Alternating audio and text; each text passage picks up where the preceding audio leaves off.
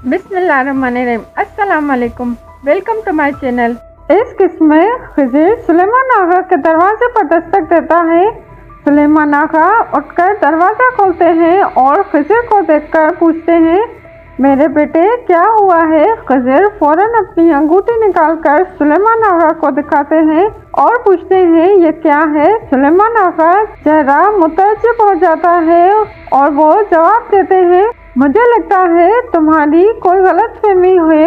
खिज़िर हिम्मत नहीं हारता और कहता है, आप मुझे इस अंगूठी और इस चाबी के बारे में कुछ बताएं। सुलेमान आगा कहते हैं, अगर बताने के लिए कुछ होता तो मैं पहले ही बता चुका होता। खिज़िर फिर कहता है, मैं इस चाबी को जरूर खोल कर रहूँगा, जल्दी ही सब कुछ वाज़ेह हो जाएगा। और इसके बाद खिज़िर वापस चला जाता है, जबकि सुलेमान आगा की बातों से ज़ाहिर होता है कि वो खिज़िर को बचपन से ही जानते हैं।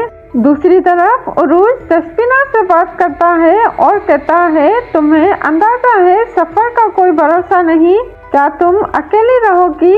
दस्तीना जवाब देती है, आपने खुद ही कहा था अगर ये काम कर लेते हैं तो हमारा अपना जहाज होगा। उरूज खुश होकर कहता है, हाँ बिल्कुल ऐसा ही है। लेकिन दस्तीना मजीद कहती है, जब हमारे पास अपना जहाज होगा तो हम इज़ाबेल और उसके कामों की कोई ज़रूरत नहीं होगी। उसके बाद उरूज और दस्तीना सफ़र का आगाज शुरू करते हैं और उरूज रुखसत हो जाता है। इसी दौरान उरूज सराय में इज़ाबेल को इशारा करके बुलाता है। इज़ाबेल फौरन उरूज के पास पहुंचती है और दोनों बात करते हैं। उरूज सवाल करता है, क्या तुम मुझे बता सकती हो कि हालिया दिनों में जहाज कौन लेकर गया? इज़ाबेल कुछ सोचकर जवाब देती है, ममलूकों के एक एल्ची ने जहाज किराए पर लिया था, क्या वो तुम्हारे लिए था? उरूज सर के इशारे से हाँ कहता है।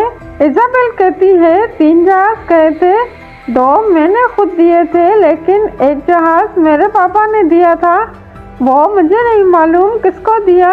इज़ाबेल उरूज से वादा करती है कि वो इस बारे में मज़ीद मालूमात हासिल करेगी और उरूज को यकीन दिलाती है वो जल्दी इस मामले को हल कर लेगी। इसी दौरान अबू मोहम्मद एक जहाज पर कैद है और तियो नाम का डाकू उनसे बात करता है। तियो अबू मोहम्मद से कहता है, खाना खा लो, मैं नहीं चाहता कि मेरा कीमती कैदी मर जाए। अबू मोहम्मद जो सितारों में पीछे राजों को देखने की कोशिश कर रहे हैं, तियो से सवाल करते हैं कि वो उन पर भरोसा कर सकता है या नहीं। तियो जवाब देता है, वो कभी नहीं जान सकेगा कि इन सितारों में कितने राज छुपे हैं। इसी दौरान इज़ाबेल सराय के कमरे में काम कर रही होती है और उसे एक कागज मिलता है जिसमें कानातियो का नाम लिखा होता है। इज़ाबेल पढ़कर कहती है, मेरे पापा ने इतनी कम कीमत पर इस कातिल को जहाज क्यों दिया?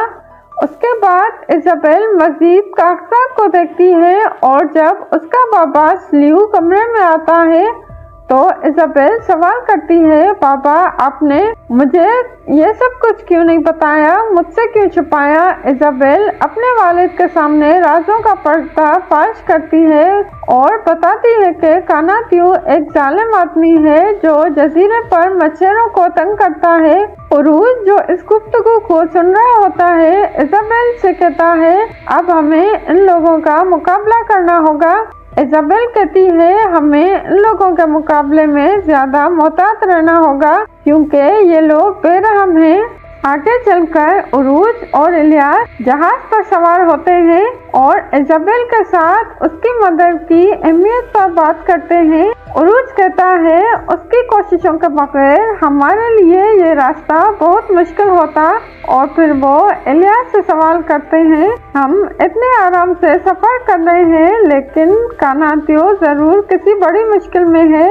इसी दौरान उरूज और इलियास एक दूसरे से सवाल करते हैं वो कैसे इस मुश्किल को हल करेंगे और फैसला करते हैं कि वो जजीरे पर जाकर कानातियो को पकड़ने की कोशिश करेंगे। आखिरकार उरूज अपने सिपाही यारेले से कहता है वो अपने जिस्म पर कुछ जख्म लगा ले ताकि हकीम के पास जाकर इलाज करवा सके। और उसके बाद वो हकीम के पास जाने के लिए रवाना होते हैं। व्यूवर्स, ये था आज का एपिसोड। अगले एपिसोड में बहुत कुछ नया होने वाला है। हमारे चैनल को सब्सक्राइब करें और बेल आइकन पर क्लिक करें